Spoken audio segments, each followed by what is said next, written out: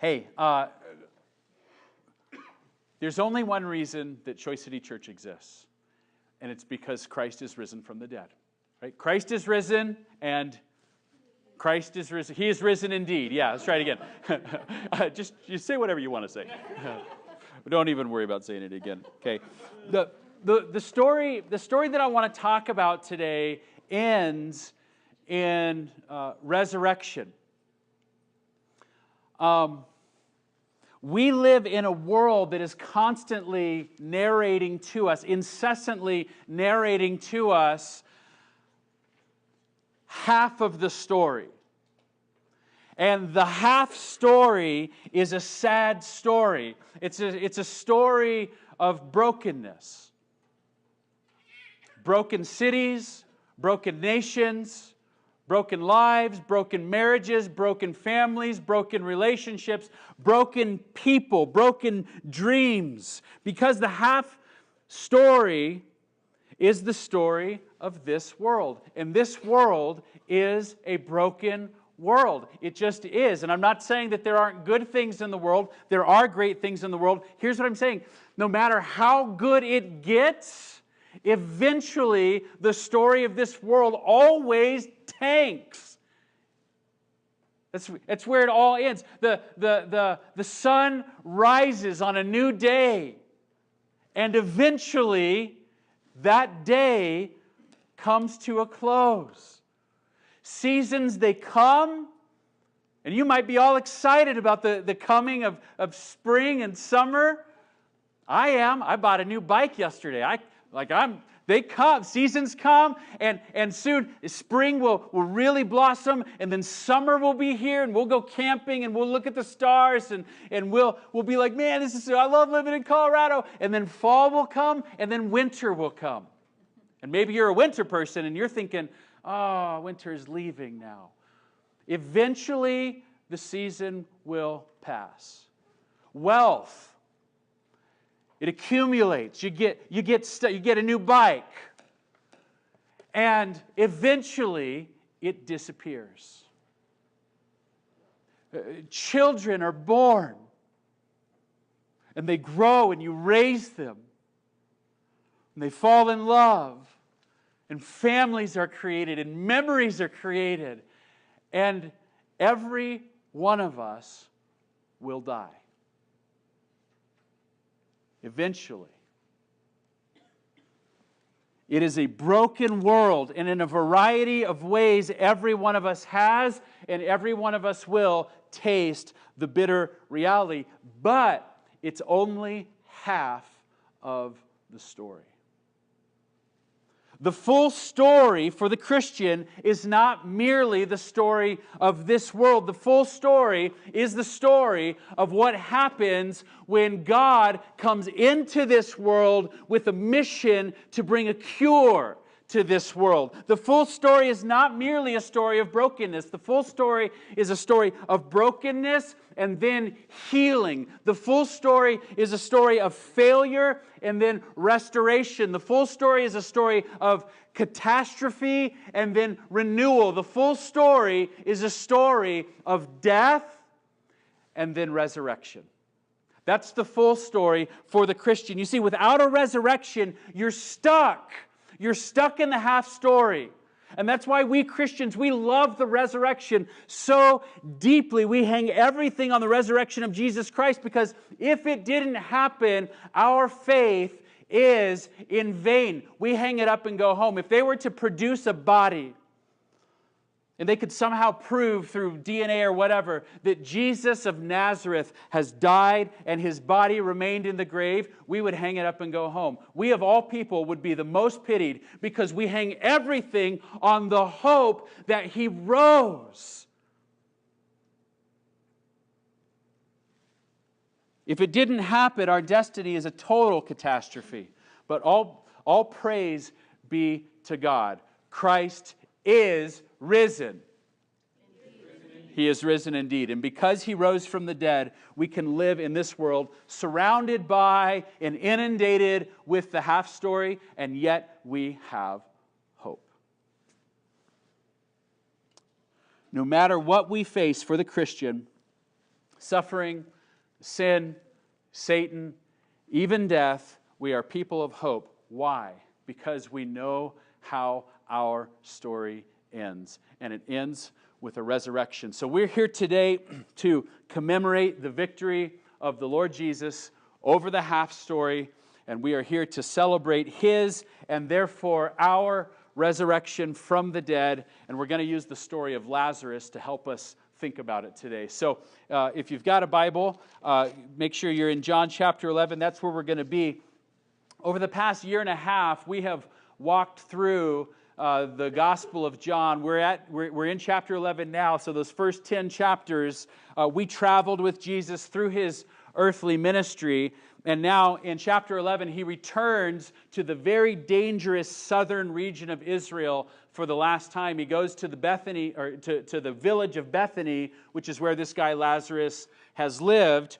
And he's only at this point about 2 miles outside of Jerusalem. And Jerusalem has been extremely dangerous for Jesus because the teachings of Jesus, the claims that He's made, have repeatedly brought Him into conflict with the Jewish religious authority. They don't like what He has to say, and so they've tried to not only arrest Him, but they've even tried to kill Him at this point on multiple occasions. And so in chapter 11, we come to the event that, humanly speaking, seals His fate. As a result of what we're going to look at today, the leadership of the Jews will hatch a plot to murder Jesus and deal with Him once and for all. I mean, so they think.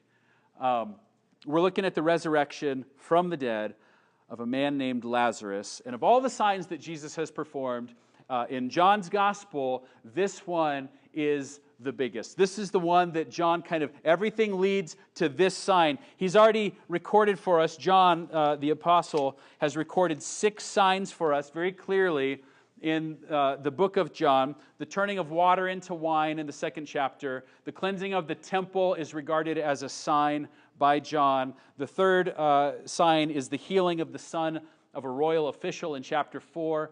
The 4th sign is the healing of a man who had been bedridden for 38 years. The 5th sign is the feeding of 5,000 with 5 loaves of bread and 2 fish.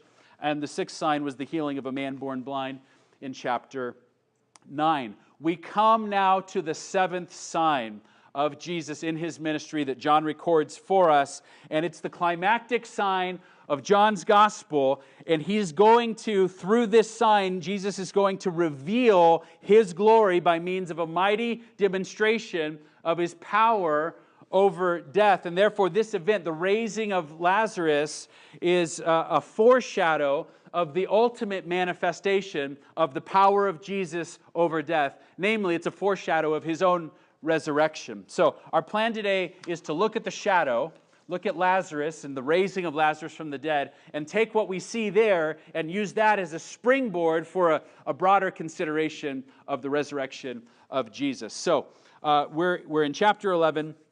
We went through the first 16 verses a couple weeks ago, and here's what happens.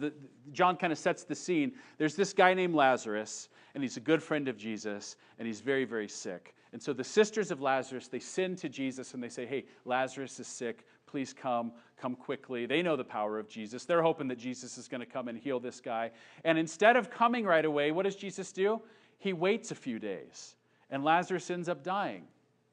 Which is like, what's going on here? Well, it turns out that Jesus has a plan, of course. Jesus is going to do something so tremendous that when it's all said and done, the family of Lazarus and Lazarus himself are going to be extremely loved, and the faith of the disciples is going to be super heightened. People are going to come away from this really, truly, deeply believing, yes, this is the heaven-sent Son of God. So Lazarus dies. Jesus has a plan. And so he heads down in verses 17 to 37. He heads down to the village of Bethany. He arrives 4 days after Lazarus has died. He's been in the tomb for 4 days. And he explains to Martha, the sister of Lazarus, that someday Lazarus is going to rise from the dead.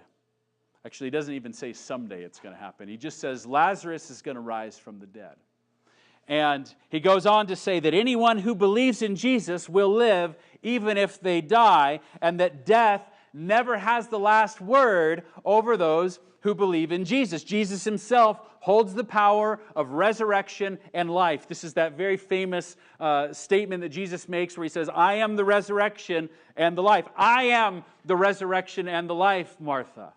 And so he sees this scene. It's the scene that's created by the death of Lazarus. He sees the mourning of the sisters of Lazarus, Mary and Martha. He sees the weeping of a crowd who's come from Jerusalem to mourn the death of this this prominent public figure of some sort. We don't know exactly who Lazarus was, but apparently the fact that the crowds come out from Jerusalem to mourn him indicates that he had some sort of social prominence. So he sees the weeping and the mourning of Mary and Martha and the crowds, and he sees the emptiness and the sadness and the suffering that's created by the sin that's in this world and the death that results from it, and he's angry. He's in turmoil. He's saddened. He gets very emotionally charged. We looked at this last week. Jesus gets very emotionally charged. It moves him, and it activates a zeal in him to pursue this mission to conquer sin and put an end to death once and for all. And so as a symbol of what's to come on Easter Sunday, Jesus says, you know what? It's time to raise this man up. And so he says in verse 34, where have you laid him? And they say, Lord, come and see. And that's where we're going to pick up the story today. Jesus is coming to the tomb, and he's with the sisters of Lazarus, and there's this big crowd, and he's going to execute his plan and raise Lazarus from the dead. We're looking at verses 38 to 44 today. It's just a single paragraph unit. There are 4 steps in this paragraph. We're going to just walk right through them. The first step is this.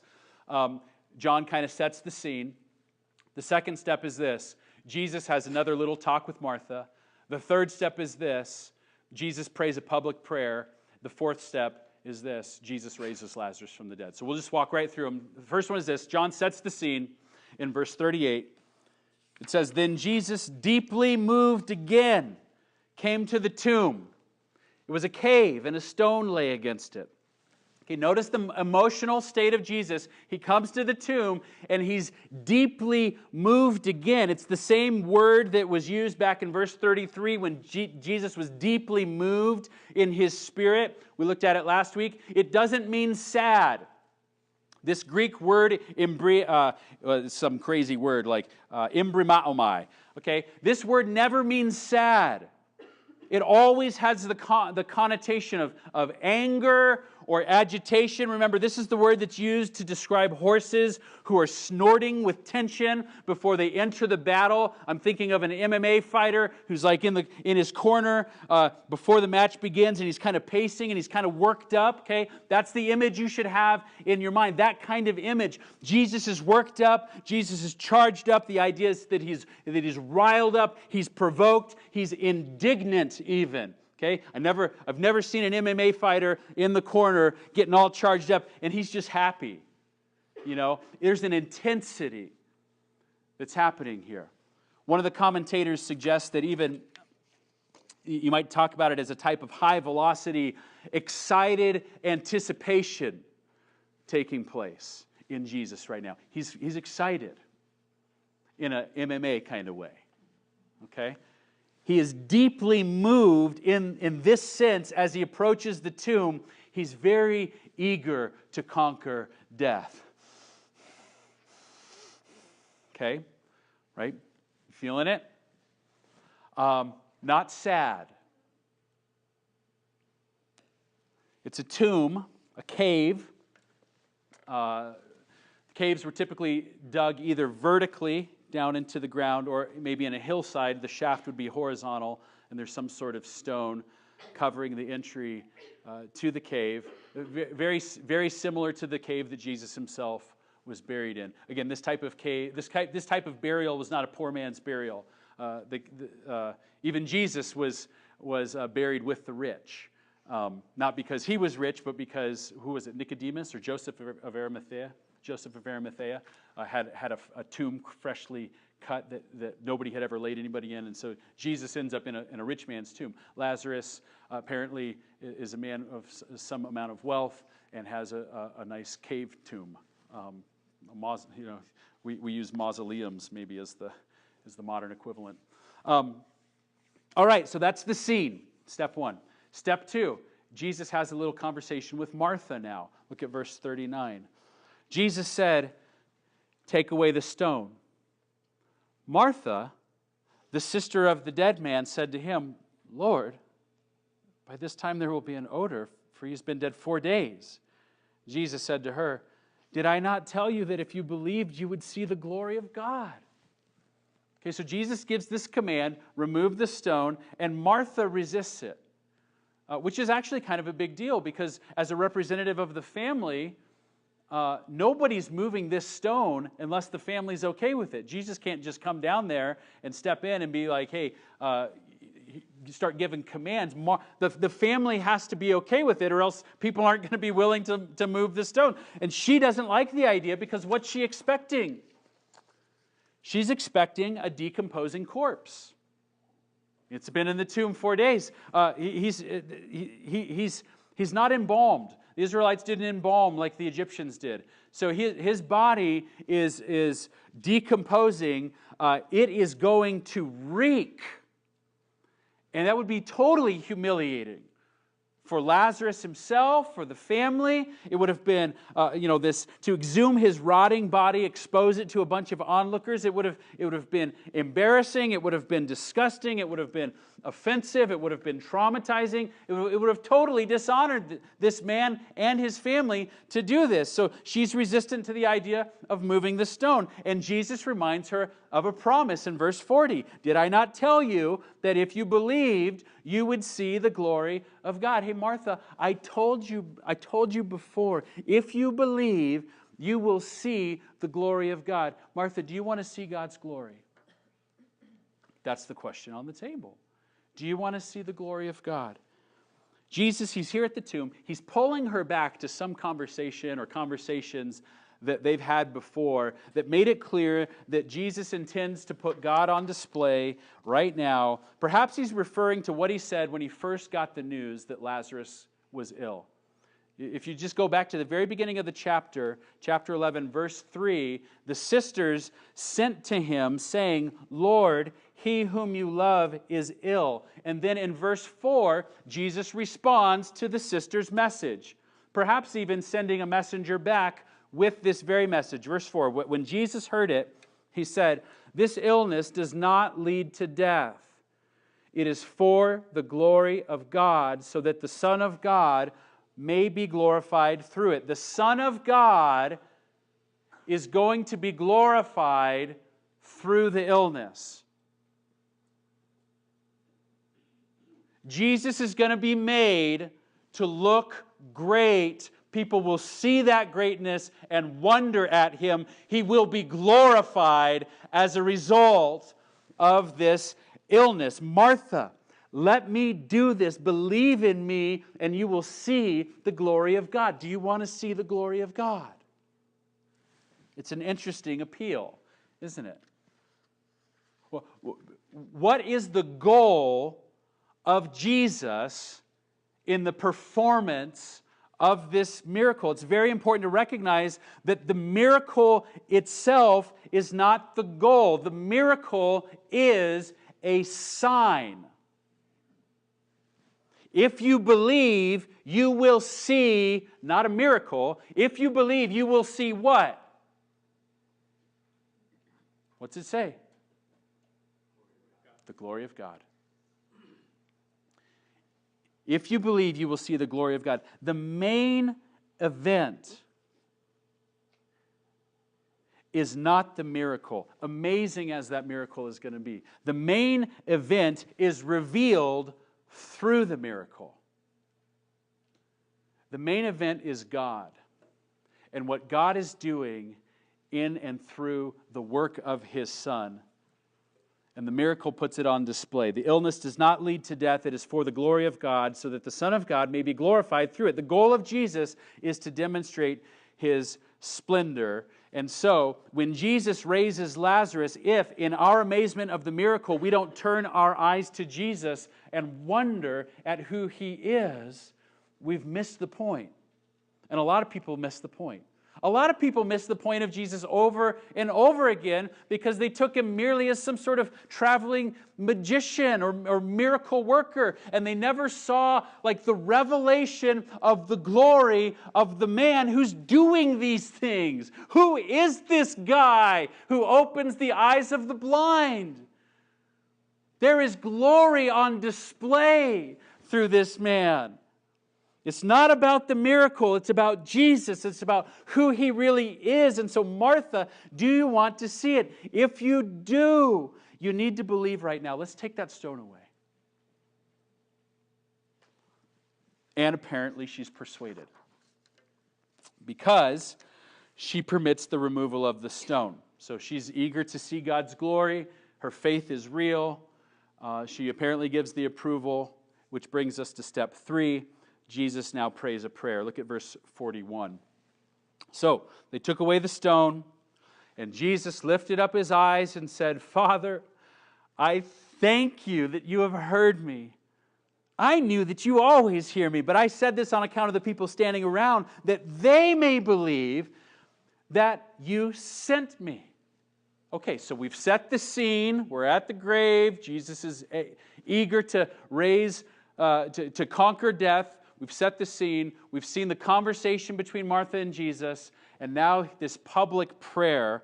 And in this prayer, you get a little glimpse of the relationship between God the Father and God the Son. And it's a glimpse that Jesus actually wants us to have. Jesus doesn't have to pray out loud right here. He does it so that the people standing around can hear him talk with the Father before he does the miracle. And it's his way of trying to help everybody see that what he's about to do is sanctioned by the Father. The Father approves of this. He's about to do something extraordinary, and consistently the religious leaders, they are just disregarding Jesus and regarding him as an enemy of God despite the goodness of his work. So he's trying to demonstrate that he's not working independently of God, and so now he's going to talk to God so that everybody knows that he's in good standing with God. I mean, we've seen this repeatedly. Jesus claims that he's been sent by God. He claims that he comes to do the works of God. He claims that he speaks the words of God. He claims that everything he does is a display of the Father on the earth, so that if you look at Jesus, what you're seeing is a manifestation of God on the earth. And he keeps telling people that that's what he's here to do. And they don't like it. These things keep getting him in trouble. He says these things, and the religious authorities keep rejecting him for saying these things because they simply don't believe. They regard him as an imposter. They regard him as a threat to the health of Israel. So he prays in the presence of this crowd, and he says, hey, Father, in front of everybody here, I just want to thank you for hearing me. You always hear me. We have a great relationship. I am the Son of God. You are God the Father. You always hear me. But before I do this, I just want to publicly acknowledge you so that when this miracle happens here, everybody realizes I'm not a maverick. I am publicly thanking you so that when these people see what happens next, they will believe that you and I are on the same team. They will believe that you sent me here, Father. Verse 42, I said this on account of the people standing around, that they may believe that you sent me. I said these things out loud so that they may believe that you sent me. Again, notice that the goal of Jesus is to get the focus, not on the miracle, but on the reality of who God is. And most specifically, the reality of who the Son of God is, and that the Father really has sent him. And here's the point that Jesus is making with his prayer. He's asking his Father to use this miracle to make a believer out of you. God, please use this miracle. please use this prayer, please use this miracle to make a believer out of people. He's going to do this, and as a result, he prays that we will lay aside our doubts about who he is, and that we will believe that everything he says and does is directly from the throne of heaven itself. He wants you to stop questioning his legitimacy. He wants you to lay down your skepticism, lay down your resistance. If you're looking for truth, if you're looking for purpose, if you're looking for meaning in life, if you're looking for peace, if you're looking for answers, if you're looking for spirituality, if you're looking for hope, then I have good news for you. Jesus is the real deal, and Jesus is praying that right now we would be receptive to the fact of who he is, and now he's going to do something to help us see that it's real, to prove it. He's going to do something right now that he prays will put your skepticism in the grave as he raises Lazarus out of it. And that brings us to the fourth step, the raising of Lazarus. Verse 43, when he had said these things, he cried out with a loud voice, Lazarus, come out. The man who had died came out, his hands and feet bound with linen strips and his face wrapped with a cloth. Jesus said to them, unbind him and let him go. With just the power of his voice, Jesus raises Lazarus from the dead. He cried out with a loud voice, Lazarus, come out. And the man who died came out.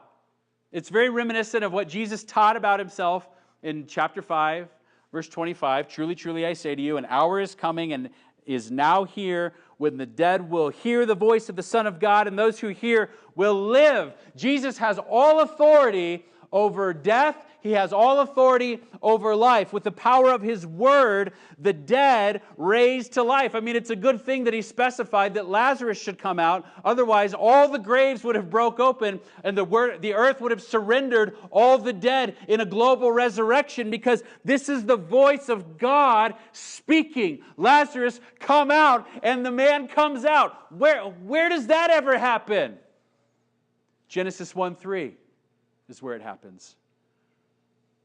And God said, let there be light. And there was light. This is God.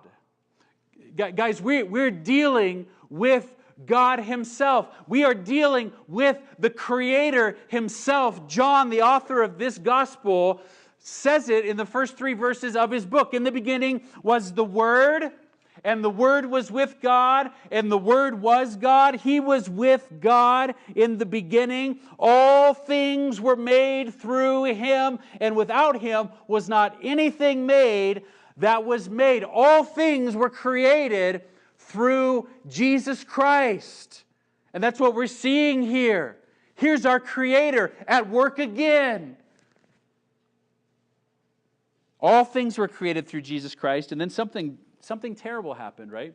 Sin comes into the world, and humanity, God's own image bearers, turn from him in preference for something else. Our first parents, they turned from him. They turned from the fountain of life. They try to seek fulfillment elsewhere, and the wages of their sin was death, and we are the heirs. And we have inherited their disease, and we've inherited their wages. Sin and death. And sin has reigned through death over our lives, over our world, ever since. And we have gladly participated in it. I mean, we have replayed the Garden of Eden scene over and over this week, preferring my way over Christ's way in the way that I treat my children. Preferring my way over Christ's way, in the way that my thoughts are structured, in the way that I love food more than I love God at times, in the way that my anger rises up, in the way that my dissatisfaction with things I have to be thankful for is rising up. I'm just replaying Eden. I'm a participant in this whole mess. I've inherited the same disease, and so have you. And the same outcome, death. We are surrounded by this half story. infecting our lives. And it'll take our lives someday. And Jesus Christ has power over it. That's the glory on display through this sign. Jesus conquers sin and death. And that's what shows him to be truly sent by the Father. He created the world in authority, and though sin and death have entered into the world, he has the authority to conquer sin and death and raise the dead back to life. Lazarus, come out, and the dead man came out. Right? This is God in the flesh. And he is the remedy for all that is wrong in the broken world. And he holds the only power that succeeds against the forces of sin and death. Jesus is simply stronger. We sang about it this morning. You are stronger. You are stronger. You're stronger than sin. You're stronger than death. And that's what's on display right here. And may it make believers out of you and me as we see it. Now, I've mentioned several times, this is a shadow. What's happening with Lazarus is a sign. It tells us something about Jesus, but the picture that we have here is actually still a little bit blurry, because even though it's clear that Jesus does have power over death, I want you to notice something very important. Lazarus is raised from the dead. His body is physically resurrected, but Lazarus is raised back to a mortal life. Look at verse 44. The man who died came out, his hands and feet bound with linen strips, and his face wrapped with a cloth. Jesus said to them, unbind him and let him go. Okay? So Lazarus comes out of the grave, and he's still wearing his burial clothes. His hands and feet are wrapped up. His face is wrapped with a cloth. He's like somehow able to like shuffle out of the cave, but he needs help getting his clothes off. Right? Lazarus is back. He's alive, but he's weak still.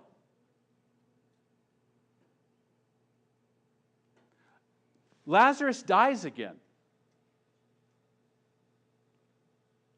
The resurrection of Lazarus right here is just a shadow. It was tremendous, but it was a sign. Something bigger is coming. Jesus was eager to raise Lazarus and to perform this sign. He came to the tomb. He was eager, but the true destruction of sin and death would require more than just the words of Jesus. Jesus could raise Lazarus to a mortal life with the power of his speech, but in order to raise him, and in order to raise you, and in order to raise me to an immortal life, free from sin, free from death forever, he would have to purchase it with his blood, his speech and his blood. The wages of sin is death. If Jesus would remove sin and death for us for good, then he must pay the wages. He has to sacrifice his own life. He has to take the penalty of sin upon himself. So when he comes to the grave of Lazarus, like a war horse, eager to conquer death, in verse 38, you have to realize that his zeal is not merely to perform a sign. His zeal is not merely to raise Lazarus to a mortal life. That's not mainly what he is so eager to do. His eagerness is not primarily an eagerness to secure a mortal existence. His eagerness is to get to Calvary so that he can get to Easter. He's not eager to raise up people to a mortal life. He's eager to raise them up to an immortal life. So he goes to the cross and he takes the half story upon himself. I mean, never be under the illusion that Jesus was reluctant to go to the cross. He had a high velocity, excited anticipation to get there and put death in its grave for good. And you know what we're celebrating today? We're celebrating the fact that the check cleared. That's what the resurrection is. The debt's paid. The check cleared. The Father took it. Death has been conquered. Now and forever, death has been conquered.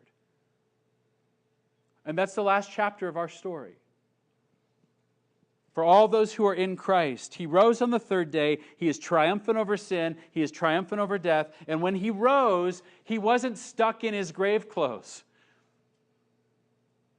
When the disciples you can go to John chapter 20 and read about the resurrection account later today. Watch what happens. When they get there, they notice that the grave clothes are on the ground and that the face cloth is folded up nicely. Right? He's not stuck. He's not stuck in a mortal body. The guy starts materializing in rooms where people are sitting there with the doors locked, and suddenly Jesus is sitting there among. Something changed when Jesus rose from the dead, having conquered the grave. His resurrection was different. He was the firstborn of a new immortal humanity. It's an immortal humanity that now belongs to all those who put their trust in him. That's the full story. That's the full story. That's the story of everyone who puts their trust in Jesus. The resurrection of Lazarus is recorded so that we might believe that Jesus is the Christ, that he is the Son of God, and so that by believing you may have life in his name. Not mortal life, eternal life. Immortal resurrection life for those who believe.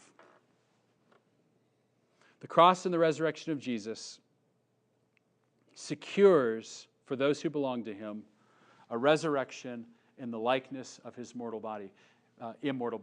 And so, for anyone who would have him, for anyone who would trust in him, for anyone who would regard him as supreme over the second-rate pleasures of this world, for anyone who will entrust themselves to him and put their hope in him, they can become a part of this new creation, resurrection reality together with him. That's the destiny of the Christian. That's our story, guys. And therefore, no matter what we face in this world, whether it's suffering, whether it's sin, whether it's Satan, whether it's death, we are a people of hope because Christ is risen.